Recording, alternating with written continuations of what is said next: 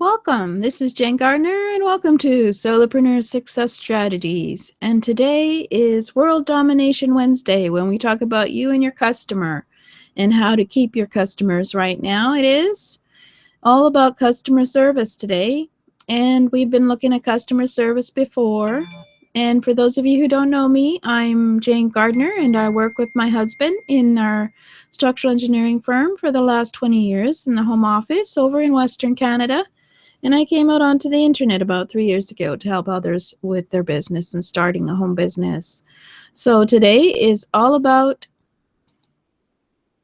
who are your customers? Well, we've already discussed that, so it's not all about that. It's all about me. No, it's all about solopreneur success strategies. I have also got Jill, our Jack of all trades Thursday, where we talk about the skills and knowledge you need, as well as Freebie Fridays, where we talk about free software and tools you can use in your business. And Saturday is all about systems and how they free up your time by putting systems in your business. Sunday is all about strategy and how you can make yourself a lifestyle business with your strategy. And Monday is mindset, all about mindset to start the week off right. And Tuesday was all about Get Your Message Out Tuesday, which is all about your brand, your messaging, and your website.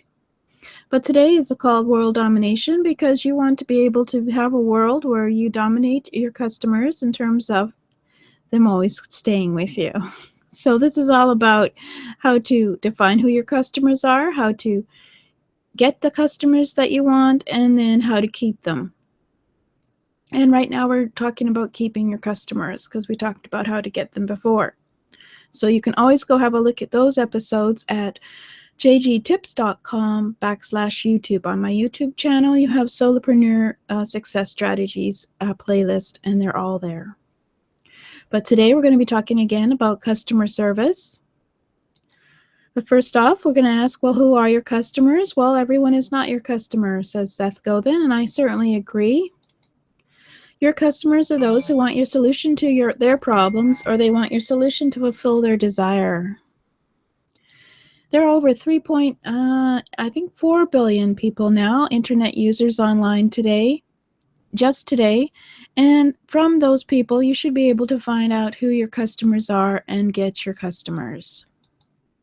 So we had a look at previously at who is your customer. You know who you are, your ideal customer. You know what they want that you can give them. You know where to find your ideal customer because we went and looked at that in the show previously. And you know when and how they like to buy. We had a look at how you could find that out as well. We also briefly looked at what is the ideal customer experience or journey through your business and how to make it an ideal one rather than a one that stops them at the doorstep. So you know how to provide some of the features of an ideal customer experience. And then we also discussed about converting prospects into the customers. And for me, it's all about personality and being the person who can sell to someone and understanding someone else's buying style. And we looked at some of the factors behind personality and that will affect your being a buyer or a seller. And there is some traits for personal styles that we talked about, and with knowledge and experience, you can adapt to another person's personal style to be able to have a better relationship, and so probably sell better to them, etc. And so with working with customers, there are 4 different buying styles, of which each of us have one more dominant in our personality than someone else. And detecting a person's buying style, you can be more successful as a salesperson with training and knowledge. So that's what we've been talking about. And so it's on a one-on-one relationship or even over the phone or on the internet. You can find out a lot about a person just about from the expressions and the questions that they ask you. So I have a course called You and Your Sales Style at jgtips.com/p-style, where we talk about customer-focused selling and how your sales style can be affecting how a person is relating to you. And so you have to understand what credibility is and who defines credibility and identify your preferred selling style by doing a personality assessment and then determining your customer's buying style. We give you some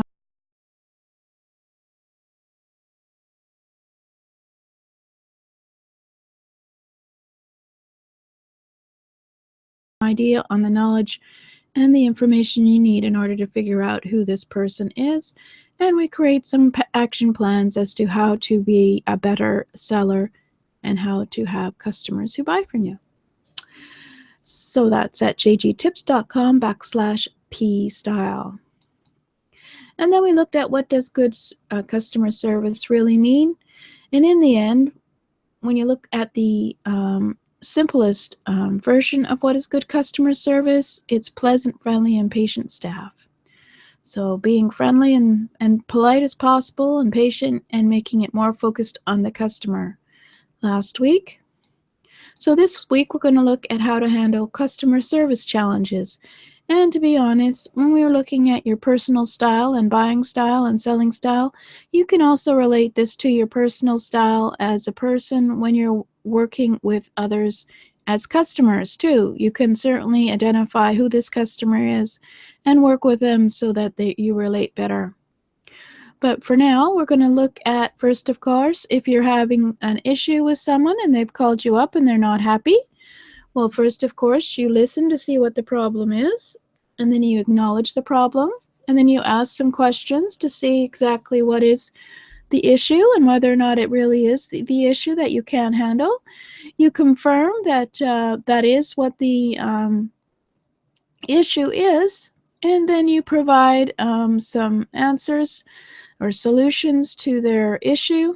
And if you can't, of course, then you have to consider what to do then, whether or not they'll be happy with a refund or whether or not they would prefer to have another solution to their problem.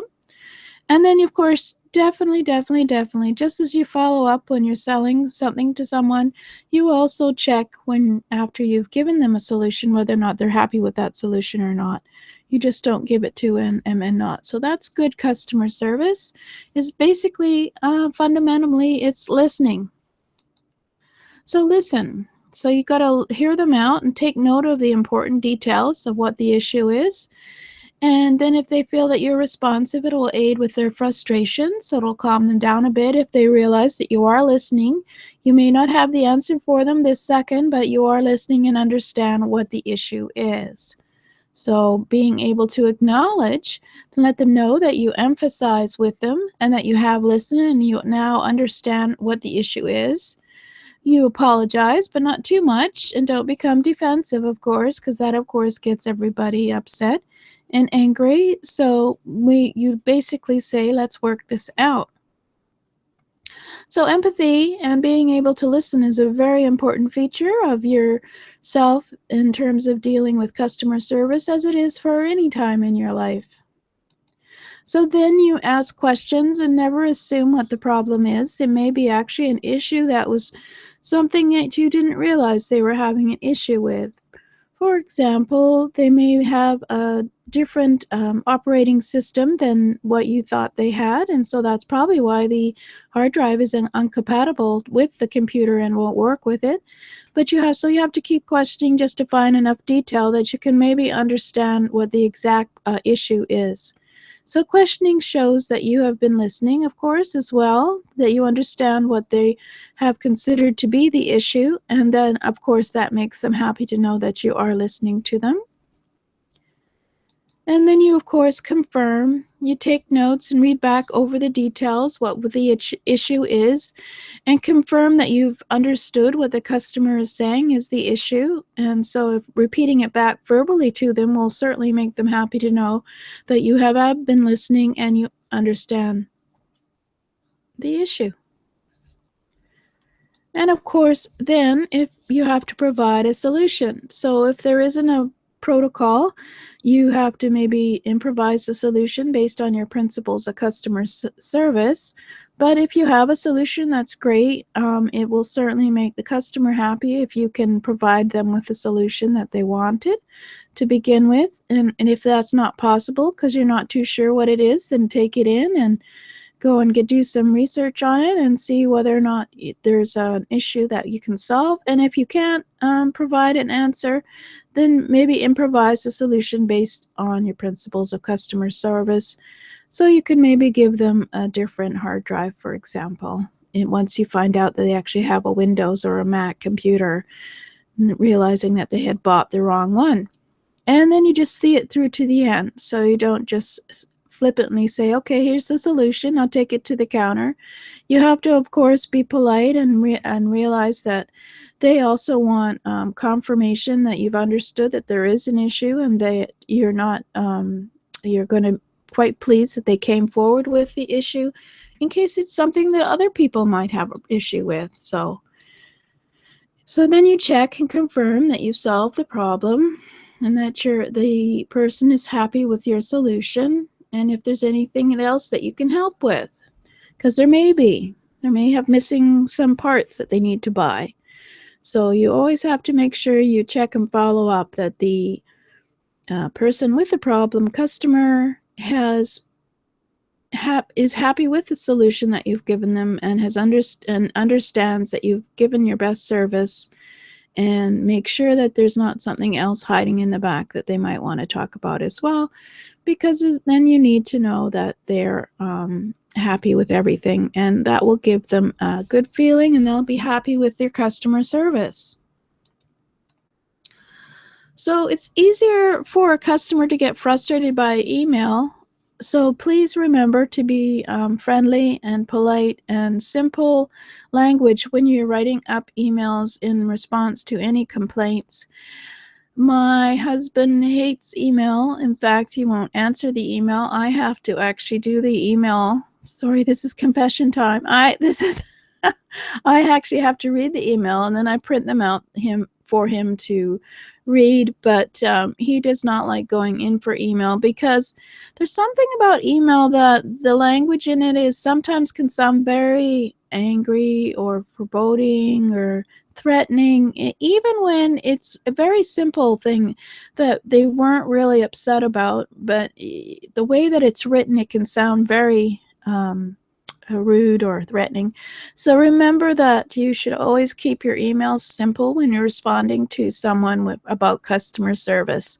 Just keep it very polite, and I would suggest call them up and find out what the problem is, because there's more times I've spent going back and forth by email, 5 or 6 times to even understand what the question is by email. It's much easier just to phone them up and find out what the problem is, and then be able to talk with them on one-on-one basis as to what the solution is.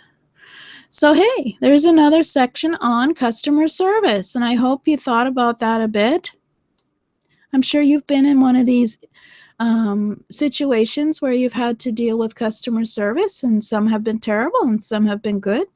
So try and remember that you are a professional, you are in business, and that even if you're just a solopreneur, you do still need to have good customer service if you want people to keep coming and buying from you. So when you get a question by email, remember to take a pause and then think about what you're going to say, and listen. Ask for a phone number, call them up, ask what the issue is, acknowledge what the problem is, give a few questions to find out what really is going on in case you misinterpreted what they said. Can then confirm with them by repeating back to them what they thought the issue was, and then provide the solution, whatever solution that might be according to your policy. And then check with them. Is this going to make you happy, or is there something else I need to do for you? So there you go. Simple, easy, good customer service.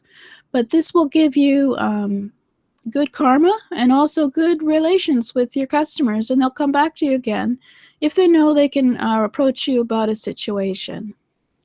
So I know it's one of these things people forget about when you're a solopreneur, but good customer service is always important. And once you get a company that's large enough that you can send them out to a customer service company, well, that's fine. But for now, you're the solopreneur. You're the one who is responsible for everything. So remember, customer service is very important. There are some days when I don't want to answer the phone. And sometimes it's not a good day to answer the phone. And so I leave it to go to voicemail. And then when I take a breath, I phone them back up to find out what's going on.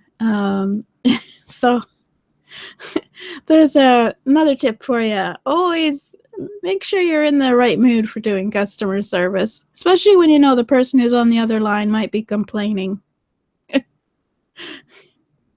Anyway, we have good word of mouth in our business, so it's not too bad. But